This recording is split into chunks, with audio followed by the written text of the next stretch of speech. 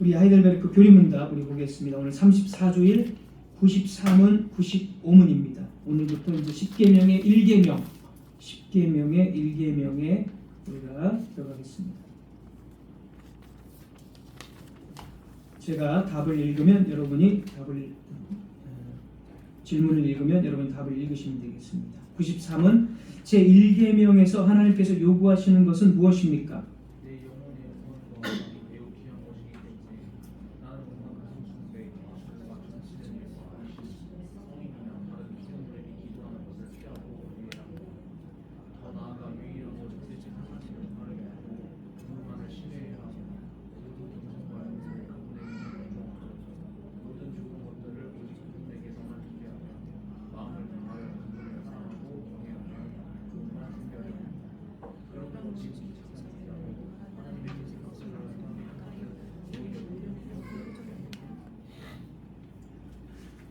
95문입니다. 95문 우상 숭배란 무엇입니까?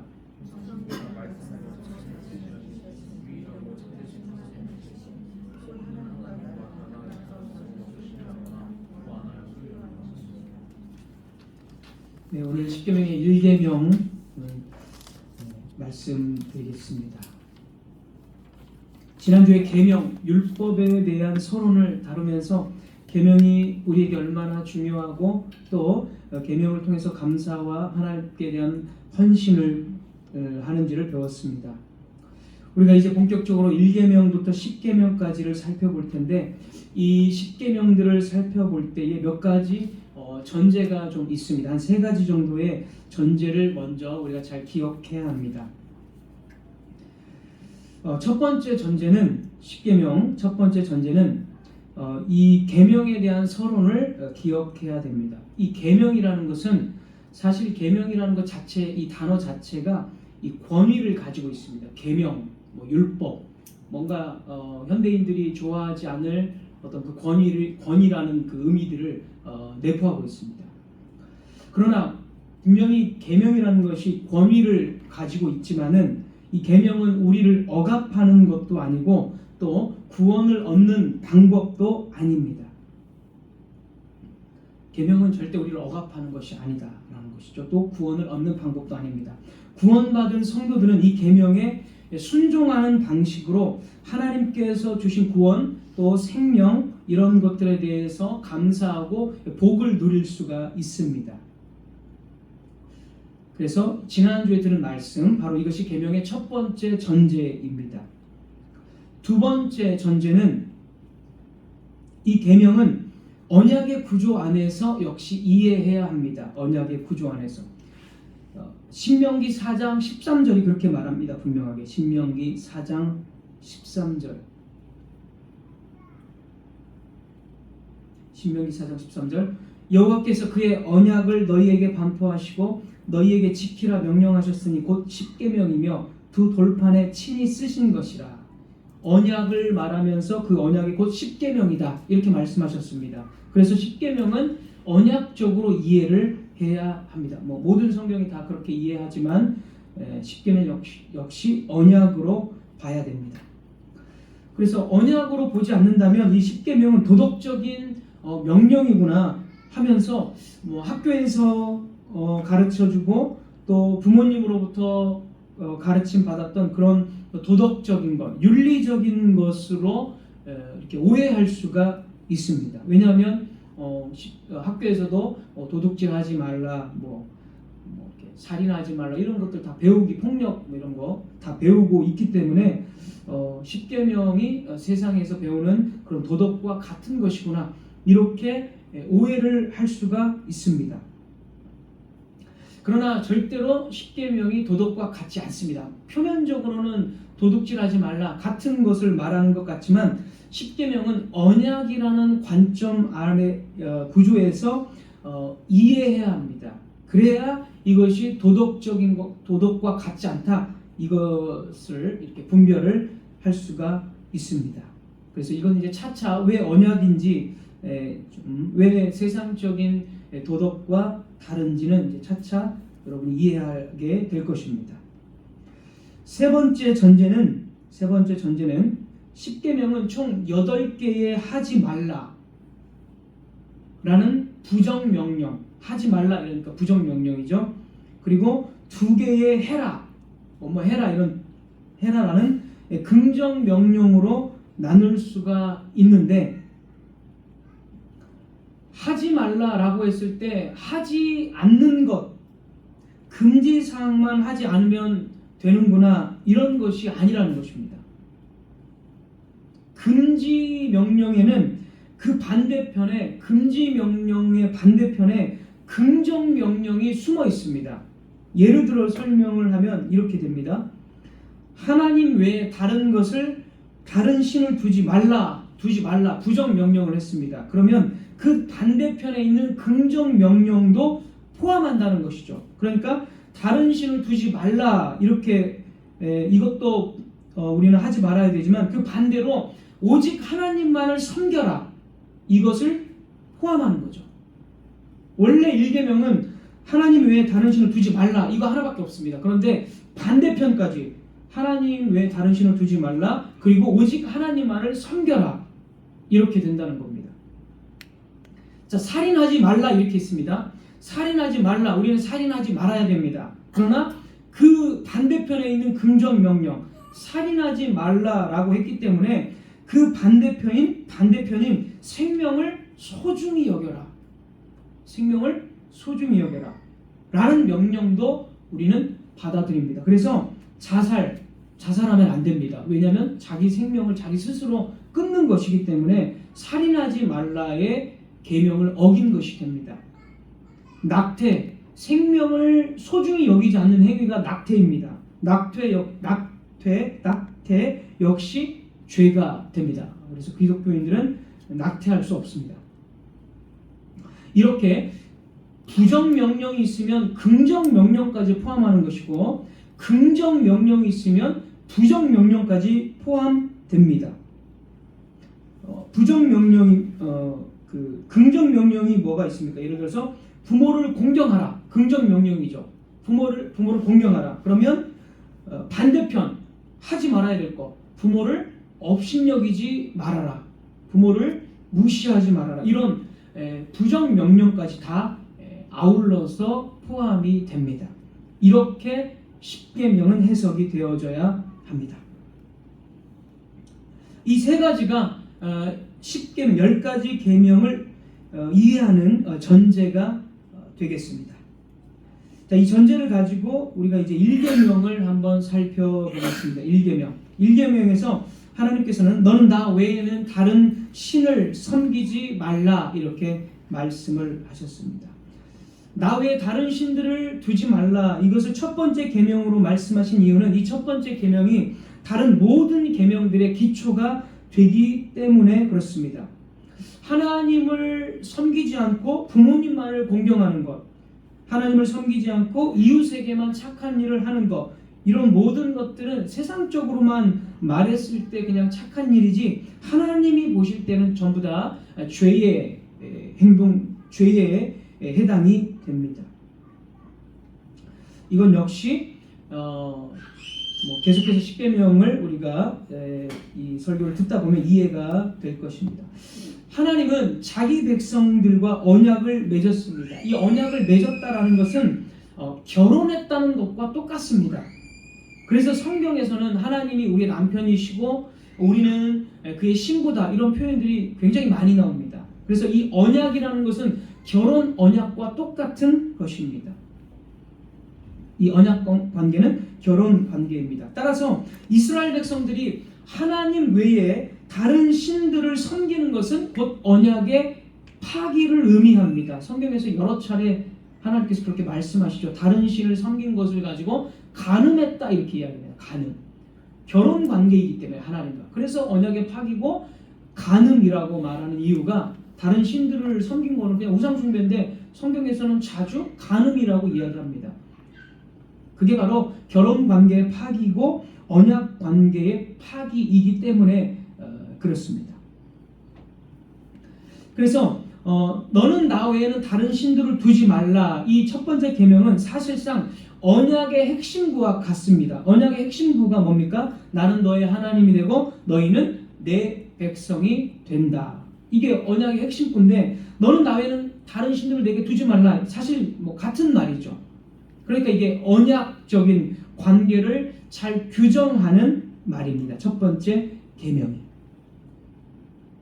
그래서 1계명은 우리가 하나님과 언약 관계에서 산다는 것을 기억나도록 해 줍니다. 나 외에는 1계명 보면 이제 다시 한번 보면 나 외에는 이라는 말의 정확한 이 원문의 의미는 내 얼굴 앞에서 내 면전 앞에서 라는 뜻입니다. 그래서 루터는 이렇게 해석을 했습니다. 내 곁에 다른 신을 두지 말라. 그러니까 우상 숭배라는 것은 우리가 하나님의 얼굴 앞에서 하나님이 뭐 인간적인 표현을 하면 시퍼렇게 눈 뜨고 보는 앞에서 하는 행위가 됩니다. 그만큼 우상 숭배가 엄청나게 하나님께서 가증스럽게 여기는 것이고 우상 숭배를 하나님께서 철두철미하게 다 보고 계신다라는 것이죠. 너희들의 모든 우상 숭배 행위가 다 하나님의 얼굴 앞에서 하는 그러한 행위다라는 것으로 더 어떤 경각심을 두기 위해서 하나님께서는 그렇게 말씀을 하십니다. 그리고 이제 다른 신에 대해서 우리가 또 좀 말씀을 드리겠습니다. 다른 신이 과연 존재하는가? 다른 신이 무엇일까? 궁극적인 것을 좀 살펴보겠습니다. 고대 이 근동의 국가들은 각각 그 국가를 지키는 수호신들이 있었습니다. 그래서 국가 간의 전쟁을 하면 각각의 수호신들의 싸움이라고 생각을 했습니다. 그래서 이스라엘의 하나님과 뭐 아수르가 싸운다면 이스라엘의 하나님과 아수르의 신이 같이 싸우는 겁니다. 그래서 아수르가 이기면 이스라엘의 하나님의 신이 패배하는 것이다. 그렇게 생각을 했습니다. 이스라엘의 하나님이 이기면 하나님이 아수르의 신보다 더 강하다. 이런 식으로 생각을 했습니다. 그것이 이 고대 이 팔레스타인 이쪽에 있는 고대 사람들의 신관입니다. 신론입니다.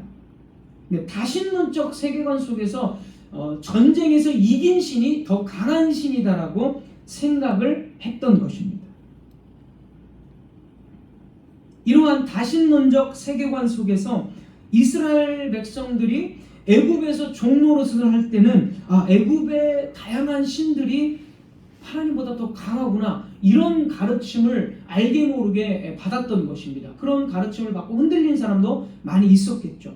가나안 땅에 들어갔을 때는 가나안 땅의 바알 신이 뭔가 더 세고 뭔가 가나안 바알 신은 이제 그 농경의 신이니까 뭔가 풍요로운 수확을 주는 신이구나 그런 사상들을 이스라엘 백성들은 자주 이렇게 접했던 것입니다.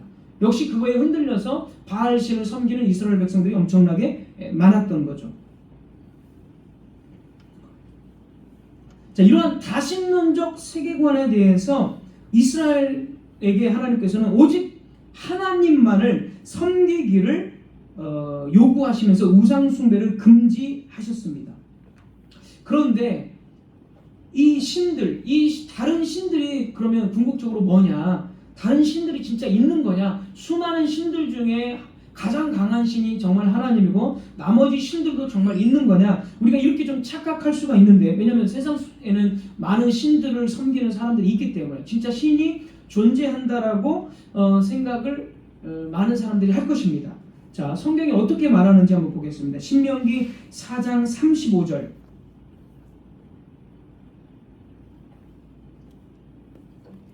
신명기 4장 35절 제가 읽겠습니다. 이것을 내게 나타내심은 여호와는 하나님이시요 그 외에는 다른 신이 없음을 내게 알게 하려 하심이니라. 다른 신은 없습니다. 이사야 44장 6절 여기서도 이사야 44장 6절에서도 나 외에는 다른 신이 없느니라.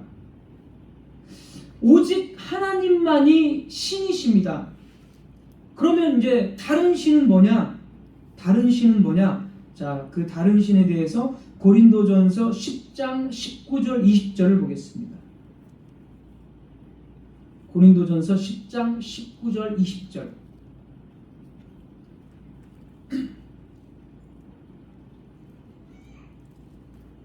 그런즉 내가 무엇을 말하느냐?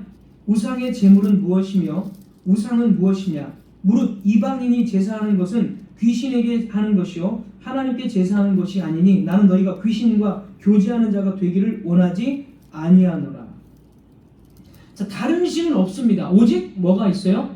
사탄과 사탄의 하수인을 이제 졸개들을 귀신이라고 성경은 부릅니다. 그러니까 쉽게 말하면 그냥 사탄이죠, 사탄.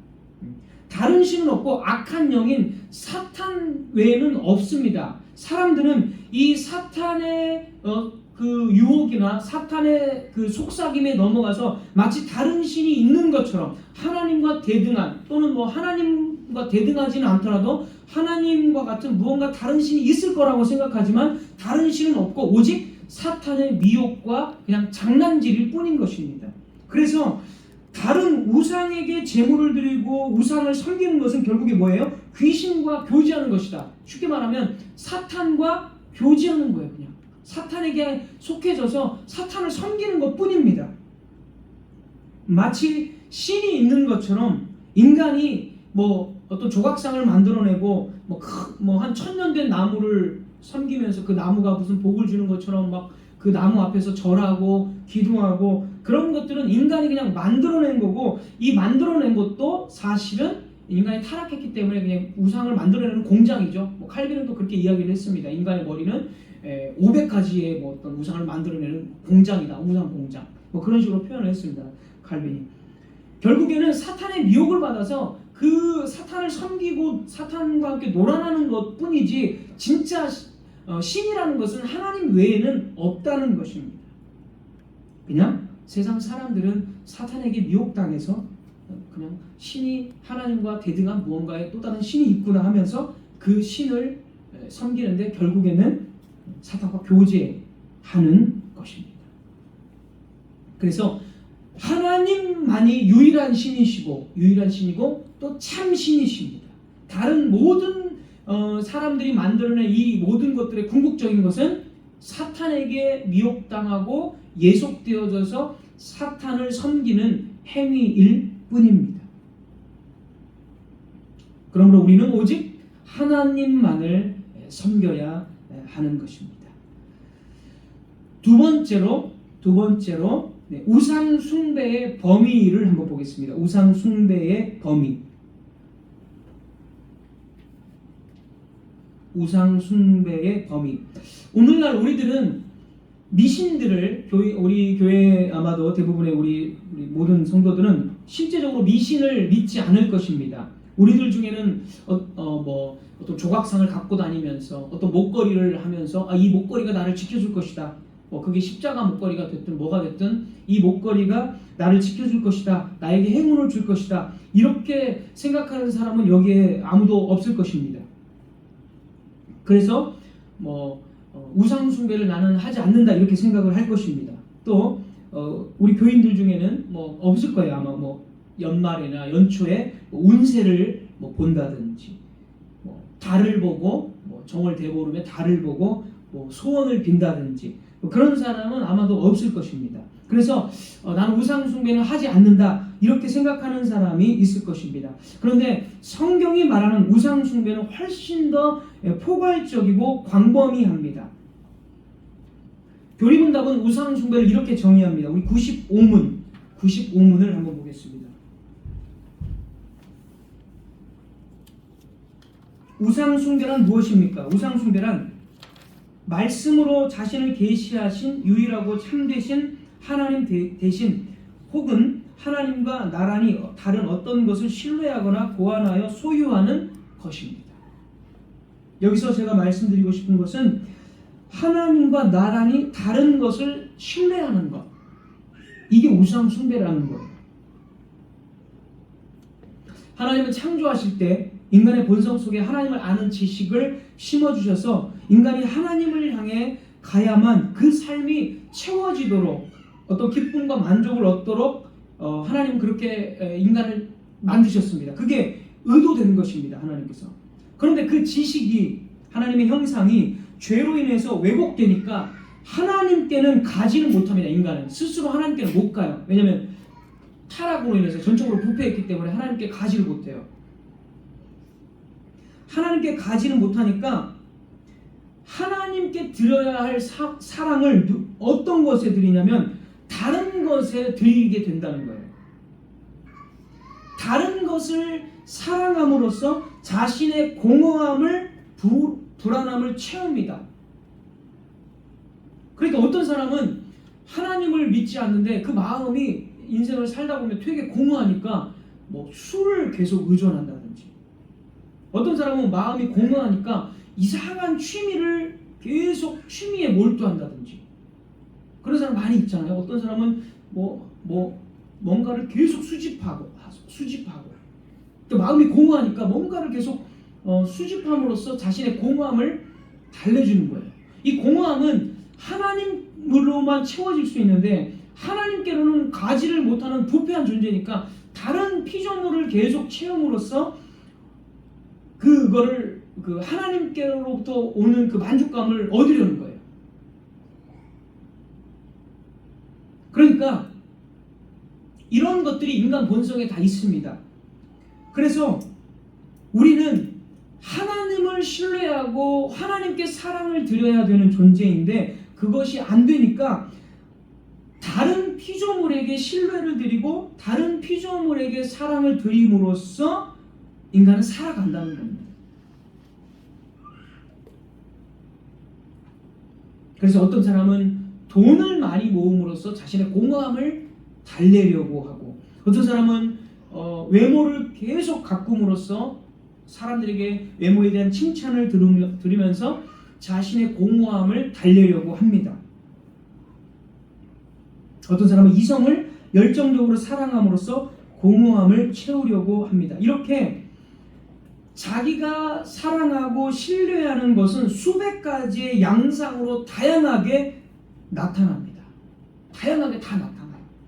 자, 문제는 자기가 사랑하는 이 수백 가지의 신뢰의 대상과 수백 가지의 양상이 바로 우상 숭배다라는 것입니다.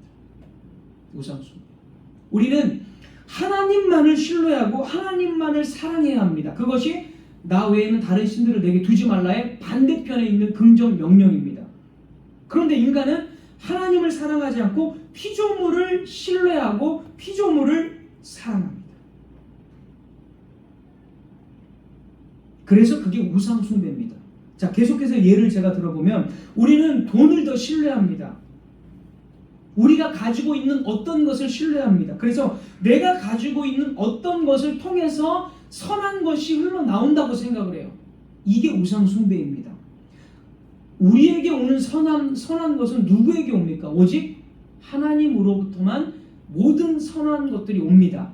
그런데 인간은 하나님으로부터 선하신 것이 온다는 것을 믿지 않고 자기가 가지고 있는 부동산으로부터, 자기가 가지고 있는 어떤 관계, 어떤 사람, 그 사람으로부터 내 선한 것이 온다고 생각합니다. 그러니까 그 피조물을 신뢰하게 됩니다. 이것이 우상 숭배입니다.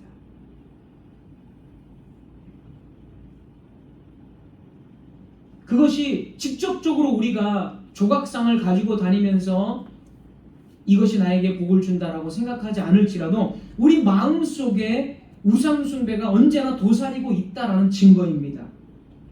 많은 사람들이 결혼을 하면 자신이 진짜 행복할 것이다 라고 생각을 합니다. 정말 좋은 조건, 자기가 원하는 외모, 정말 좋은 성격, 그런 자기가 정말 사랑하는 사람을 만나면 자신이 진짜 행복할 것이다 라고 생각을 합니다. 행복을 어디에 두었죠? 자기가 생각하는 이상형의 행복을 둔 것입니다. 이게 우상 숭배입니다. 우리의 진정한 행복은 누구에게로부터? 하나님으로부터. 우리의 진정한 선은 하나님으로부터 오는 거고 우리의 행복은 하나님께 달려 있습니다. 그런데 우리도 모르게 내가 행복하려면 이 정도의 이상형을 만나면 난 진짜 행복하게 잘 살 수 있어.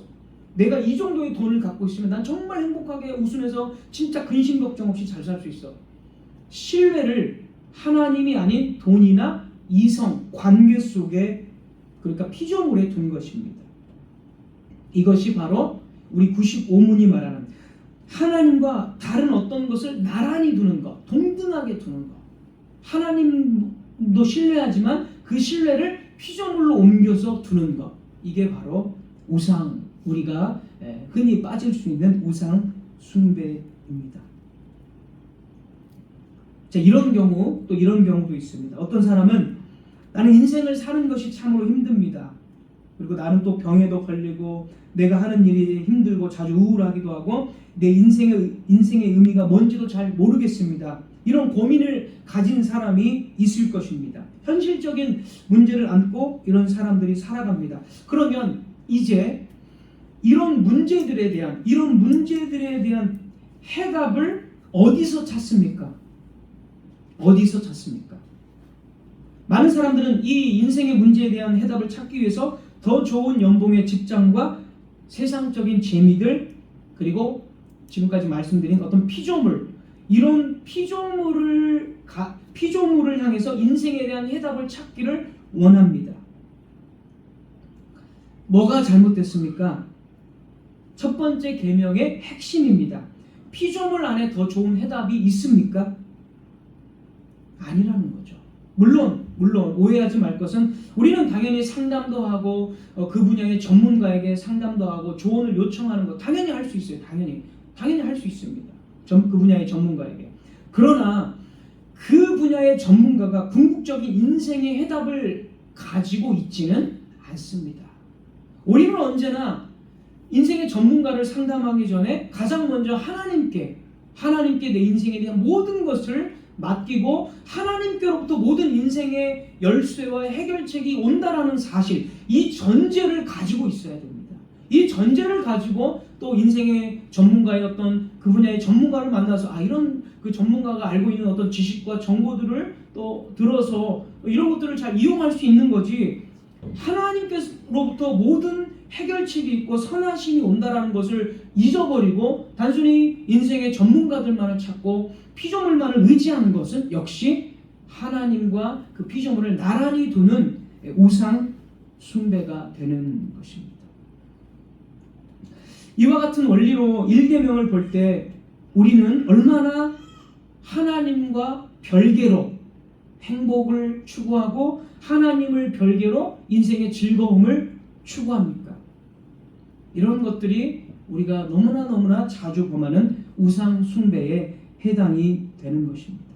우리에게 필요한 모든 유익들은 하나님의 손으로부터 받지 않고 나 스스로 이룰 수 있다고 하는 생각, 나 자신을 더 신뢰한다는 것, 내 어떤 스펙, 내 경험, 내가 그동안 쭉 쌓아왔던 것, 이것을 내가 가지고 있기 때문에 앞으로 내 인생은 별로 큰 어려움이 없을 것이다. 세상이 바뀌어도 내가 이 정도 해놨기 때문에 나는 잘 준비되었다. 자기 자신을 신뢰하는 것, 이건 역시 자기 자신을 우상으로 두는 것입니다. 그러니까 우리는 살면서 엄청난 우상 숭배를 사실 순간순간 하기도 하고 때로는 우상 숭배에 빠져 있기도 하고 우리는 그렇게 일주일, 한 달, 1년을 살아갑니다. 그럼에도 불구하고 내가 우상 숭배를 하고 있구나라는 그 사실조차 우리는 깨닫지 못합니다. 그러나 이제 이 율법 1계명을 딱 보면서 내가 정말 우상 숭배에 정말 자주 빠지고 나는 나 자신을 너무 신뢰하고 하나님보다 세상의 즐거움을 더 추구하고 하나님을 별개로 너무나 많은 삶을 내가 지금 살아가고 있구나, 이런 것을 우리가 깨달을 수 있게 됩니다. 1계명은 종교 영역에서만의 문제가 아닙니다. 주일에 예배 드릴 때에만 요구하시는 명령이 아닙니다. 그래서 1계명은 언약입니다. 언약, 우리의 전 삶, 우리의 생각과 동기와 판단과 감정과 우리의 의지, 우리의 전 삶이 오직 하나님 안에서 하나님의 뜻대로 사는 것, 하나님만을 섬기며 사는 것, 그것이 1계명입니다. 우리의 전 삶은 이 첫 번째 계명에 의해서 판단되고 있다는 것을 우리는 항상 인식해야 합니다. 그래서 이 1계명은 바로 하나님과의 언약적인 삶입니다. 1계명의 궁극적 의미는 하나님 한 분만이 우리의 모든 것이 되어야 한다고 명령합니다. 하나님은 나의 사랑의 대상이십니다. 첫 번째 사랑의 대상이시며 나의 목적이시며 나의 신뢰이시며 나의 지혜이시며 나의 힘이시며 나의 생명입니다. 내가 가진 모든 것은 오직 하나님께로부터 온 것입니다. 이게 1계명의 본질입니다. 만일 이 1계명의 본질을 듣고 이 계명을 듣고 만일 여러분이 이 규칙이 너무 부담이 돼서 그러면 내 인생이 어딨냐? 하나님이 첫 번째 사랑의 대상이고 하나님이 목적이고 이유이시고 지혜이시고 힘이시며 그럼 내 인생은 어디 있느냐라고 불평한다면 여러분은 다른 신을 섬기고 있는 것이 분명합니다. 하나님은 오늘 우리에게 너는 나 외에는 다른 신을 두지 말라고 말씀하십니다. 여러분 이 말이 이제 마지막으로 함의하는 바가 무엇입니까? 우리는 원래 하나님을 소유한 자가 아닙니다. 우리는 잃어버렸죠. 에덴에서 아담의 타락과 함께 우리는 하나님을 잃어버렸습니다. 그런데 그리스도 안에서 예수 그리스도 안에서 다시금 하나님과 동행, 하나님과 더불어 살 수 있게 되었습니다. 하나님을 소유하게 되었습니다. 그러니까 이게 부담이 아니라 하나님과 원래 아름다웠던 그 첫 번째 그 창조 때의 그 삶을 하나님께서 우리에게 회복해 주신 것입니다. 절대 이게 부담 또는 뭔가의 억압, 그럼 내 인생이 어디 있느냐 이런 것이 아니라 원래 인간의 아름다운 에덴에서의 그 모습을 하나님이 다시 예수 그리스도를 통해서 우리에게 다시금 회복시켜 주신, 허락하신 것입니다. 그러니까 이게 얼마나 감사한 일입니까? 우리 힘으로는 죄의 수렁에 빠져서 그것을 도저히 회복할 수 없는데 하나님께서 나를 예수 그리스도를 통해서 그렇게 회복해 주셨으니까 얼마나 이게 감사한 일입니까? 그래서 하나님은 너는 나 외에는 다른 신들을 내게 두지 말라 이렇게 말씀하신 것입니다. 우리가 하나님과 더불어 살 수 있는 존재가 되었으니까 이 복을 다시는 과거 에덴에서처럼 잃어버리지 말아라. 세상에게 뺏기지 말아라. 이 복을 이렇게 예수님 안에서 회복되었으니까 얼마나 소중하고 가치 있는 것이냐, 얼마나 아름다운 것이냐, 얼마나 감사한 일이냐. 다시는 빼앗기지 말아라 라는 의미로 너는 나 외에는 다른 신들을 내게 두지 말라 이렇게 말씀을 하신 것입니다.